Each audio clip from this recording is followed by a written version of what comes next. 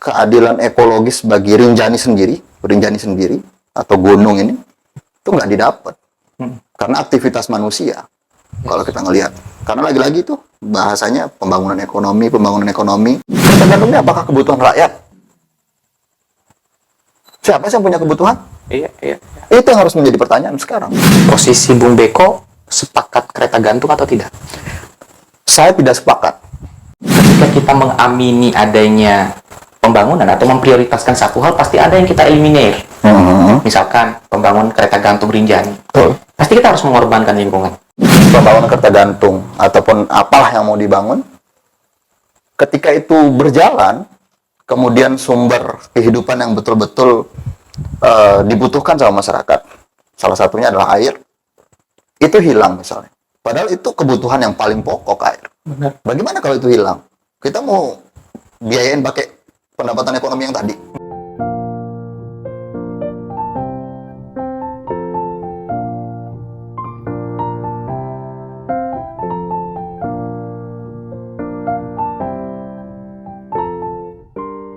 Bung Beko, Siap, selamat datang di podcast Bicara Santai. siap. Terima Kayak kasih. gini kayaknya. Ini kalau kepakan tangan kayak gini simbol perlawanan. Iya, lebih tepatnya tangan kiri. Tangan kiri. Tangan kiri itu adalah perlawanan. Tanda perlawanan. Karena teman-teman ada satu isu yang ingin kita bicarakan, Bung. Siap, Kereta gantung Rinjani. siap. Kenapa ini menjadi hal yang selalu penting untuk dibicarakan kalau menurut Bung Beko? Ini kok kita langsung serius ya? Ya nggak apa-apa, Bung. Nggak apa-apa, Bung. Memang harus begitu. Gitu. Kenapa? Pertama, kalau kita ngomongin kereta gantung, apalagi di belakangnya ada Rinjani ya. Jadi kalau Rinjani itu bagi kami dan bagi masyarakat sekitar pun itu adalah sebuah anugerah bagi masyarakat dan bagi sebagian orang juga menganggap itu sebagai sumber kehidupan. Yang saya bilang juga dia masih menjadi tri kayak Atmajanira itu yang diakui dan kemudian yang dipercaya sebagai sumber keharmonisan bagi masyarakat. Iya sih, saya melihatnya Rinjani ini kan bukan hanya ikon Lombok ya. Betul. Bahkan traveler internasional dunia itu salah satu gunung yang jadi ikon dari Indonesia itu Rinjani. Betul. Saya bayangkan kalau ekosistem Rinjani itu rusak. Ini saya belum mau bicara detail ke kereta gantungnya. Kalau ekosistem Rinjani itu rusak, nggak bisa kita teriak back to nature itu. Nggak bisa. Nggak bisa, back to nature mau kemana? Nggak bisa itu. Nah, gimana dong kira-kira? Jalur pendakian saja kita sudah melihat banyak yang rusak. Terus kemudian dari jalur-jalurnya pun banyak sampah. Itu pun kita mau bilang back to nature, tapi ya nggak bisa diperbaikin lagi karena memang itu udah dibuat dan kemudian udah dijalankan hingga sekarang. Kalau kita ngelihat nggak ada tuh yang hari ini kita bilang bahwa keadilan ekologis bagi Rinjani sendiri atau gunung ini itu nggak didapat karena aktivitas manusia. Kalau kita ngelihat, karena lagi-lagi tuh bahasanya pembangunan ekonomi. Hari ini harusnya kita sudah bisa mengatur itu dengan regulasi yang adil, regulasi yang memang betul-betul pro ke lingkungan. Harusnya begitu. Ya, persoalannya adalah birokrasi kita, khususnya yang ada di provinsi atau Indonesia lah kayaknya, nggak ada yang paham tuh environmental ethics. Salah satu grammar internasional kan itu. Ya, yang namanya etika lingkungan itu sebenarnya, kalau saya mau bilang, mereka ini paham sebenarnya. Mereka ini paham. Tapi, saya akan membawa itu ke coba ngelihat ranah paradigma pembangunan kita. Hari ini paradigma pembangunan kita lebih condong kepada hal-hal yang ekonomistik. Oke. Terlalu condong ke ekonomi. Memang, kita memang butuh yang namanya pembangunan ekonomi. Cuman hari ini, ketika kita membangun ekonomi, apakah itu akan bisa berkelanjutan? Hari ini oke lah, kita bilang pembangunan kereta gantung ataupun apalah yang mau dibangun. Ketika itu berjalan, kemudian sumber kehidupan yang betul-betul dibutuhkan sama masyarakat, salah satunya adalah air, itu hilang misalnya. Padahal itu kebutuhan yang paling pokok, air. Benar. Bagaimana kalau itu hilang? Kita mau biayain pakai pendapatan ekonomi yang tadi. Mau buat sumur bor, mau buat apa? Kan nggak bisa. Iya. Ketika kita mengamini adanya pembangunan atau memprioritaskan satu hal, pasti ada yang kita eliminir. Misalkan pembangunan kereta gantung Rinjani. Betul. Pasti kita harus mengorbankan lingkungan. Nah, gimana cara kita itu menyeimbangkan itu sebenarnya? Pembangunan itu tidak akan pernah yang namanya zero impact. Yes. Nggak akan ada itu. Kemudian hari ini, apakah kita mau mengikuti kata-kata bahwa nol dampak itu nggak ada itu di dalam pembangunan? Kita wajarkan saja. Kan nggak bisa. Harusnya itu dia harus beriringan hari ini. Apakah pembangunan itu memang dia betul-betul berbicara tentang keberlanjutan? Baik. Itu kan nggak ada itu. Karena kalau kita ngelihat di SDGs pun, pembangunan SDGs, baik itu tingkat desa juga, itu kan nggak dipraktekkan sama sekali sampai hari ini. Itu pun di desa Karangsideman pun begitu. Nggak usah di desa lah, Pemprov juga Nggak paham ya? nggak paham. Gitu.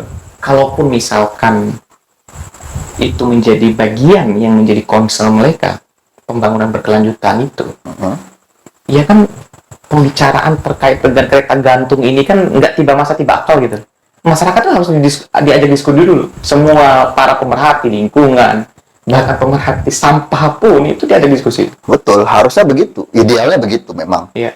Cuman praktek dari pemerintah hari ini, coba kita lihat bahwa pemerintah itu seolah-olah menunjukkan geliat hasrat pembangunan itu hanya tentang uang, dan ekonomi nih. Tapi sampai detik ini pun kita lihat, masyarakat hari ini itu tidak mendapatkan, tidak merasakan. Malah kalau saya bisa buka di sini, saya ngomong bersama masyarakat.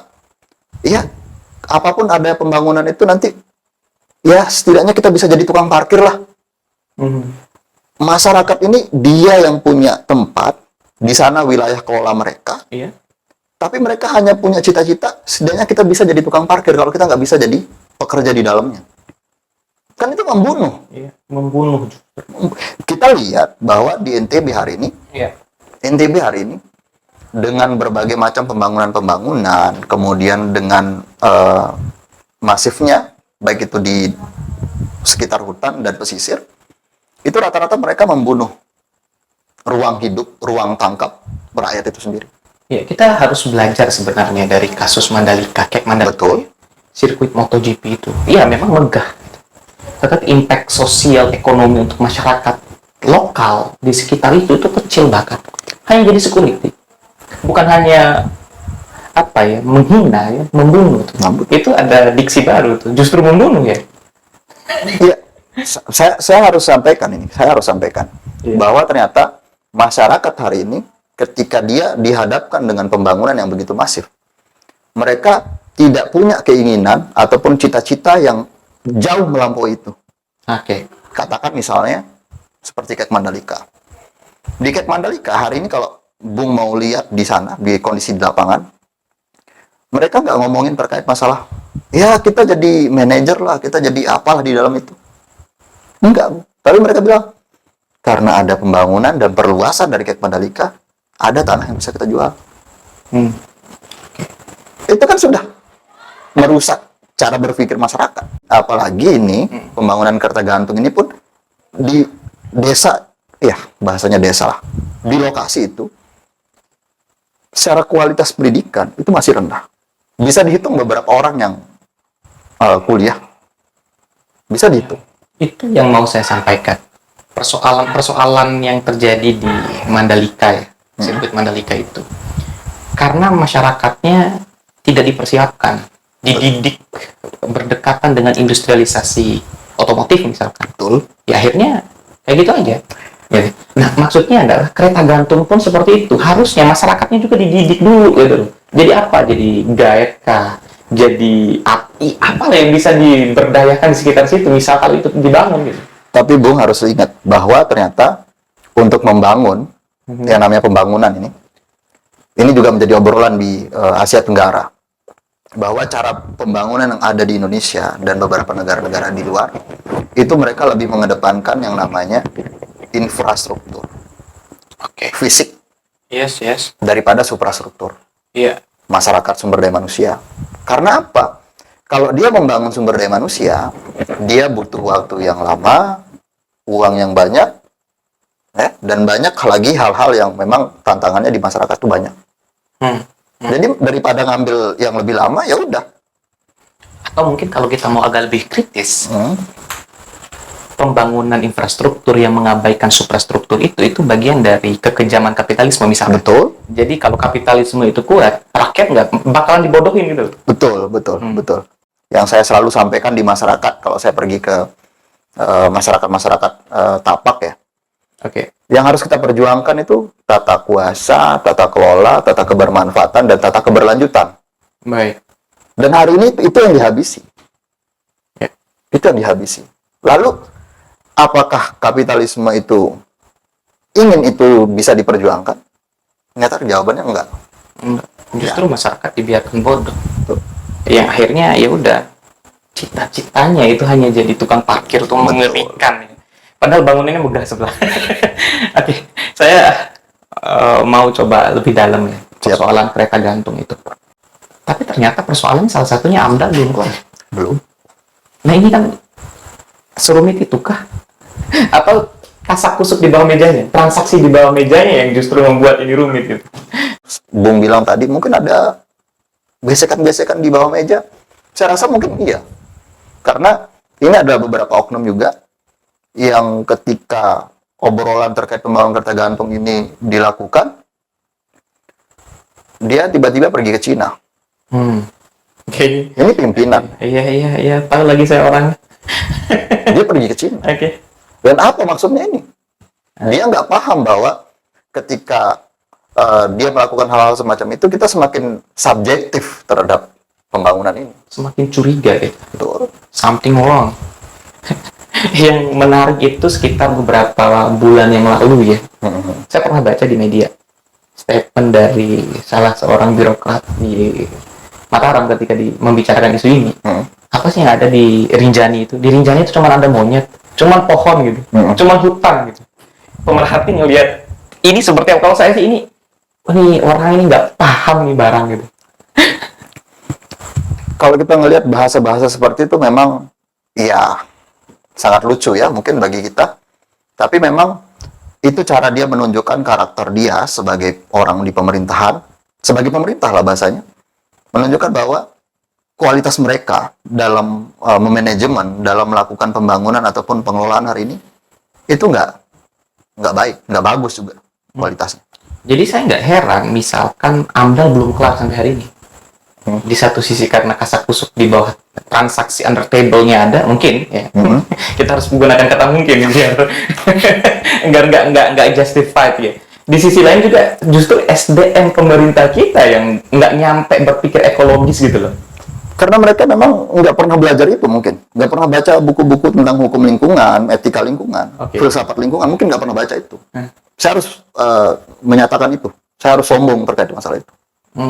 Karena hari ini kita ngelihat bahwa apa sih yang memang betul-betul yang mendorong kita untuk betul-betul berhasrat untuk melakukan pembangunan. Oke. Ini secara di lingkup nasional pun begitu. Kita sampai-sampai berani untuk menyingkirkan rakyat, menyingkirkan masyarakat yang ada di sana. Iya. Kadang ya agak dilematis di posisi itu. Kita yang memperhatikan situasi ini memang kita bukan anti pembangunan. Betul. Gitu loh. Tapi bagaimana porsi pembangunan ini dia equal gitu loh dengan realita yang terjadi itu. Alam harus dijaga. Betul. Ya, masyarakat itu juga harus dipastikan keberlanjutan kehidupan ini. Jangan sampai justru tadi kalau filosofinya orang Lombok ya secara kultural menganggap Rinjani itu penyangga. Betul. Gitu. Air di sana nggak ada tuh loh. Kita di sini nggak ada air, Pak. Gimana kita hidup ini? Ya mau bagaimana? Karena orang-orang ini kan nggak pernah berpikir secara lebih jauh, nggak visioner mereka dalam melakukan pembangunan. Mungkin bahasanya yang saya selalu diskusikan juga bersama kawan-kawan dan masyarakat yang lain-lain. Bayangkan 21 tahun ataupun 22 tahun yang akan datang, usia Indonesia 100 tahun. Oke. Bayangkan di usia 100 tahun, NTB nih, dan di skup lebih bawah lagi di tempat pembangunan kereta gantung ataupun di Lombok Tengah, itu bagaimana rupanya? Oke. Bagaimana rupanya? Efek domino dari kebijakan. Betul. Industrialisasi itu kan tidak akan pernah yang namanya memberikan dampak positif saja. Pasti dia akan ada dampak negatif. Dan itu yang nggak pernah kita lihat lebih dalam. Dan kita mengabaikan itu. Pemerintah itu nggak mau lihat itu. Padahal aspek terpenting dari keseimbangan ekosistem itu adalah lingkungan yang tidak bisa ditinggalkan. Betul. Ya, ada manusia di situ, masyarakat lokal. Mohon maaf, kalau kita yang ada di apa ya? Bukan, saya nggak pernah daki gunung ya. Gunung yang lain mungkin ya. Nggak, maksudnya saya nggak pernah daki gunung. Ya. Dengar kabar kereta gantung Rinjani itu angin segar gitu. Oh, bisa lihat keindahan Rinjani gitu. Tapi di satu sisi kalau kita lebih kritis, justru eksotiknya Rinjani itu hilang. Hilang. Betul. Semua orang bisa akses. Betul. Bukankah kehidupan tentang pengalaman? Nggak ada pengalaman yang lebih. Makanya saya nggak tahu ya cara berpikir ataupun tujuan awal dari kereta gantung ini. Apalagi kalau kita ngelihat dalam sisi eksotis dari alam Rinjani itu, hari ini kita memandang bahwa memang Rinjani itu bisa kita nikmatin. Tapi apakah kita nikmati dia dengan kereta gantung? Malahan itu kan akan merusak. Dan itu nggak pernah jadi bahan obrolan di masyarakat ataupun di orang-orang di pemerintahan ini. Yang mereka pikirkan memang hanya tujuan kita adalah membangun ekonomi, mendongkrak ekonomi. Ekonomi terus. Satu hal yang harus saya pastikan ke Bung Beko. Posisi Bung Beko sepakat kereta gantung atau tidak? Saya tidak sepakat. Oke. Tapi ketidaksepakatan saya itu bukan karena saya menolak pembangunan. Ketika pembangunan itu dia turun dari bawah, bukan dari bawah ke atas. Oke. Kereta gantung ini apakah kebutuhan rakyat? Siapa sih yang punya kebutuhan? Iya. Itu yang harus menjadi pertanyaan sekarang. Jangan sampai yang bisa mengakses kereta gantung itu hanya orang-orang yang punya finance yang cukup. Itu sebuah kritik loh. Mohon maaf, saya tadi hampir seneng ya. Saya ini proletar ini Pak, gitu loh. Kita rakyat biasa disuguhkan tiket misalkan dalam bayangan saya itu 700 atau 1 juta misalkan. Saya coba tanya juga sama diri saya, mampu nggak saya akses itu? Orang Lombok Tengah bisa nggak orang asli Lombok itu menikmati juga Rinjani itu? Itu persoalan juga itu. Nggak bisa, karena ini secara di beberapa media memang tarifnya kan 600 ribuan tuh per orang. Oke. Wah, kalau saya mungkin kalau saya mau bilang butuh duit ini, wah banyak banget duit ini. Kali 600 ribu kali 10 orang aja dulu, itu udah banyak. Kali berapa ribu orang yang akan datang memang. Tapi apakah dengan itu tidak akan berdampak kepada Rinjani? Apakah dengan uang 600 ribu per orang itu kita bisa mengembalikan Rinjani seperti semula?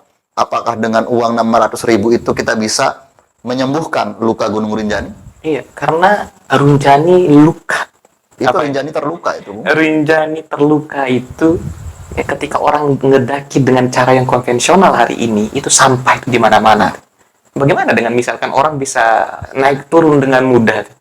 Ini bukan like dislike ya, tapi di dalam bayangan kita, ketika orang itu bisa akses ya dengan mudah dan lain sebagainya, tanpa dididik tadi, dipersiapkan, kan muncul masalah baru.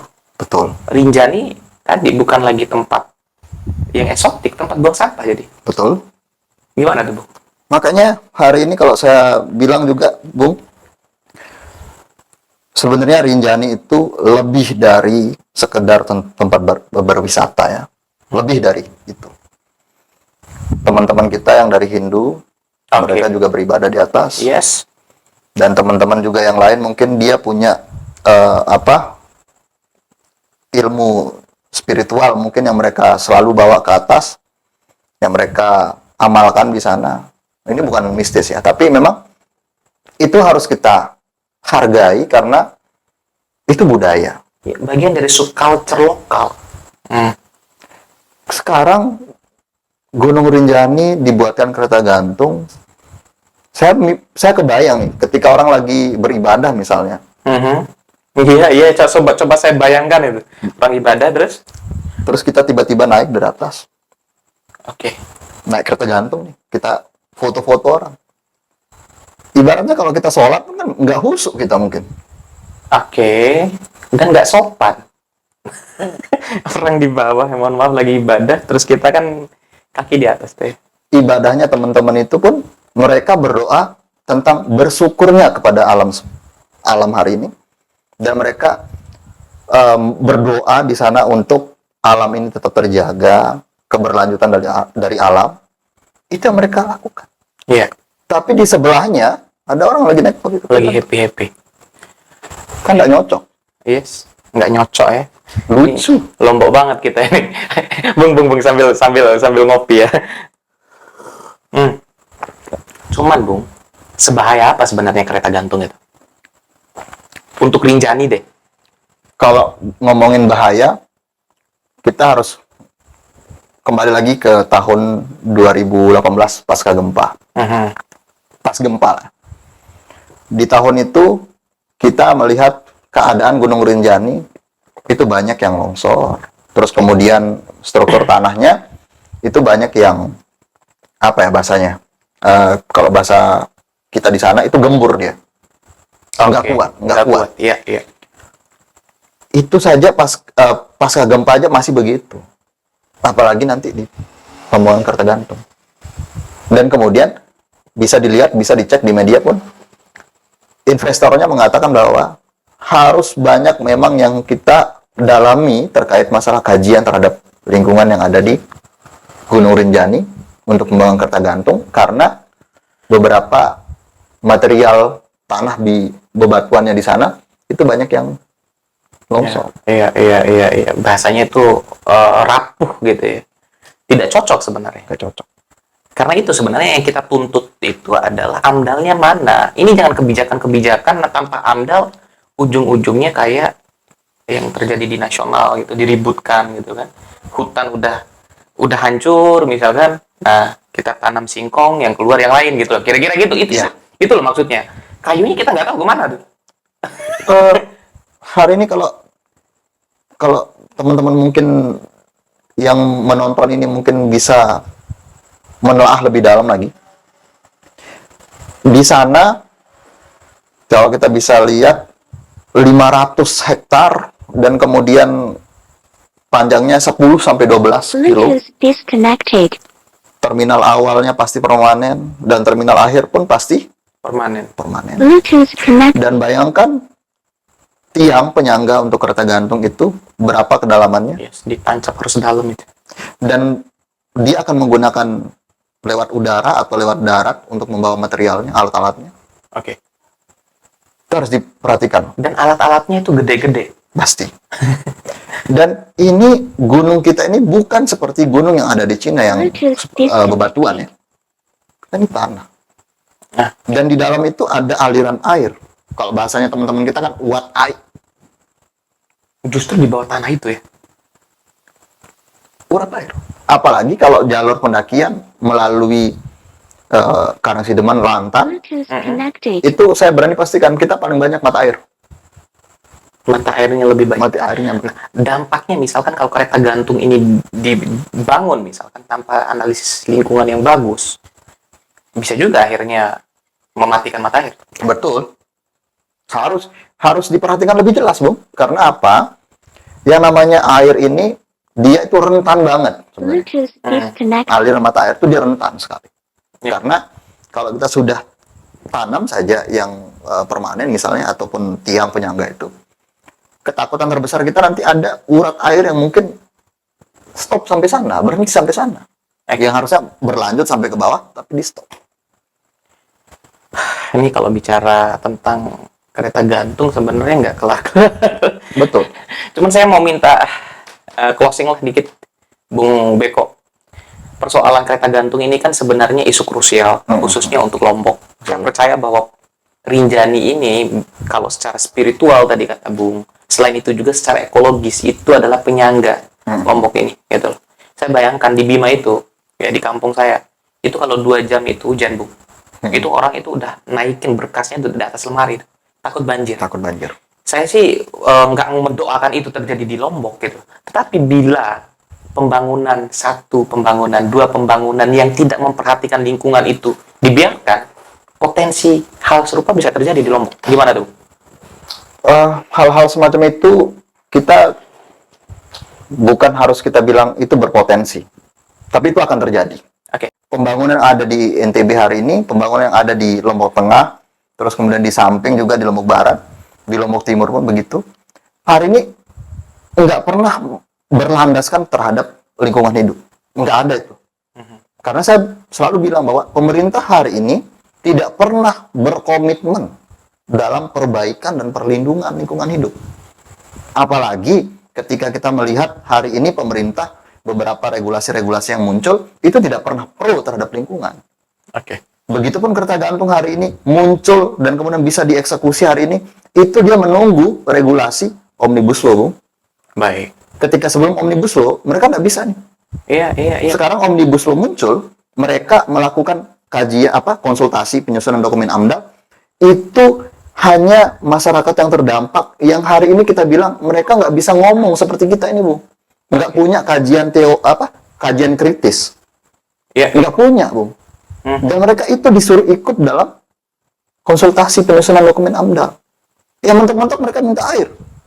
Mentok-mentok mereka minta pipa air. Iya. Efek ekologisnya nggak bisa mereka sampaikan di Nggak situ. bisa. Karena mereka nggak seperti kita, Bu. Iya. Makanya kalau kita lihat di bawah lagi, mereka udah nggak berpikir nggak bisa menjangkau pemikiran pemerintah hari ini.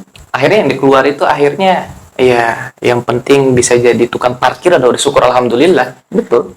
Makanya saya curiga hari ini bagaimana cara pemerintah membuat penyusunan dokumen AMDAL ini yang tidak pernah melibatkan kami sebagai pemerhati lingkungan, melibatkan kawan-kawan yang hari ini bergelut di organisasi lingkungan, yang hari ini teman-teman juga banyak kok komunitas-komunitas pecinta alam yang nggak pernah bisa di-hire Oke. oleh pemerintah terkait kasus-kasus yang seperti ini. Atau mungkin banyak yang masuk angin, Bung. Ya. Biasanya kayak gitu, Bung. Saya sih agak bukan mau subjektif, tapi ya curiga itu menjadi hal yang normal ketika ketidaknormalan itu terjadi gitu loh. Betul. Banyak yang masuk angin, guys. Karena memang kalau kita nggak subjektif terhadap pembangunan hari ini, pemerintah ini mau semau-maunya. Pemerintah ini semau-maunya. Ketika mereka melihat banjir terjadi di Sumbawa, banjir terjadi di Dompu Bima, itu kita hanya menyalahkan masyarakat kita hanya menyalahkan petani jagung. Ya. Tapi kita nggak pernah menyalahkan bagaimana pemerintah menjaga itu, bagaimana cara pemerintah untuk mengajak kolaborasi masyarakat, mengajak kolaborasi teman-teman yang hari ini bergerak di lingkungan hidup untuk menyelesaikan masalah itu. Yes. NTB itu sudah mencapai 6 sampai mau hampir 70% hutannya hilang. Ya. Ditambah lagi dengan pembangunan kereta gantung. Dan tentunya itu bukan hal yang kita inginkan. Oke, Bung Beko makasih banyak. Siap. Udah mampir di podcast Bicara Santai. Saya ya meminta dengan hormat kepada teman-teman sebagai pemerhati untuk terus mengawal isu ini. Siap. Karena bagaimanapun lingkungan ini menjadi sangat penting, bukan hanya buat masyarakat di sekitar sana. Ini air di rumah saya nggak bisa masuk dan seluruh masyarakat Nusa Tenggara Barat. Jangan serius-serius, Bung. Ayo, makasih banyak, Bung. Siap. Oke, see you teman-teman. Bye.